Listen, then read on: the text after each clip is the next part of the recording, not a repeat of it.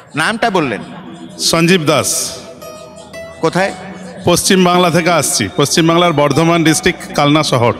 Bardhaman district, ঠিক আছে। হ্যাঁ হ্যাঁ। শ্রী চৈতন্য মহাপ্রভুর চরণ আছে এবং নিতাইয়ের জন্মস্থান বা বিবাহস্থান সেখানেই।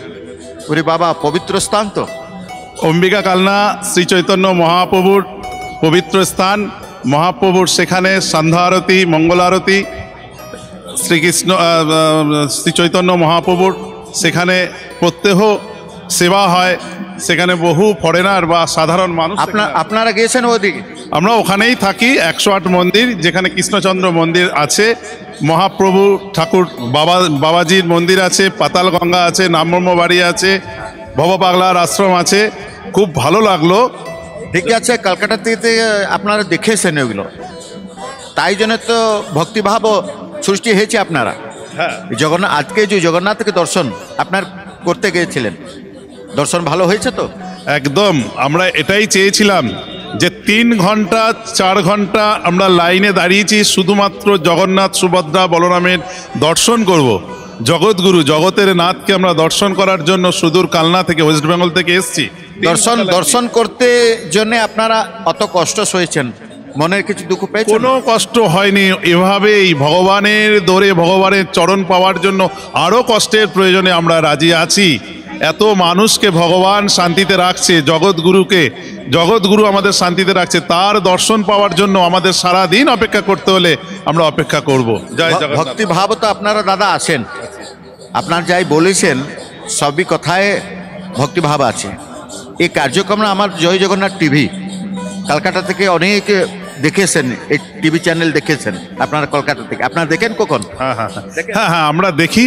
জয় জগন্নাথের পুরীতে আসার অনেক চিন্তা ভাবনা হয়, হয়তো ব্যবসায়িক কারণে আমরা আসতে পারি না, কিন্তু আমরা সময় পেলেই জগন্নাথের দরে আমরা আসার চেষ্টা করি। খুব ভালো লেগেছে। পুরী সারা পৃথিবীর শীর্ষস্থান অধিকার করেছে, আছে, করছে এবং আগামী দিনও করবে। জীবনের একটা ঘটনা কি হয় আপনারা এই দিন থেকে ভগবান আপনাকে আশীর্বাদ করে, কিরকম কি ঘটনা ঘটে, ভালো হয় কি মন্দ হয়? একটা ঘটনা কি এরকম জীবনতে আপনার পেয়েছেন, তাই জন্য ভগবান আপনাকে রক্ষা করেছেন? এমনি ঘটনা কি হয়েছে? দেখুন, আমরা প্রত্যেকেই তো ভগবানের কাছে কেউ না কেউ কিছু না কিছু চায়, কিন্তু ভগবানকে ভালো রাখার জন্য, ভগবানকে বলার জন্য হে প্রভু তুমি ভালো থাকো, এটা কেউ বলে না।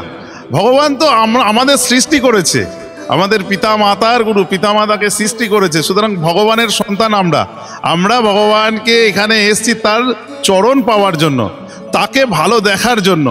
আমরা তাকে সবসময় স্মরণ করি এবং আমাদের প্রত্যহিক জীবনে ব্যবসা করি, ব্যবসায়িক সেখানে একটা চঞ্চলতা থাকেই, ব্যস্ততা থাকে, তারপরও শান্তির জন্য ব্যবসা করব, অর্থ উপার্জন হবে, কিন্তু একটু শান্তি এখানে এসেই চুপচাপ মুক্ত আকাশে আমরা ঘোরাফেরা করছি, ভগবানের দর্শন নিচ্ছি। খুব সুন্দর পরিবেশ এখানে, আগের থেকে অনেক ডেভেলপমেন্ট হয়েছে।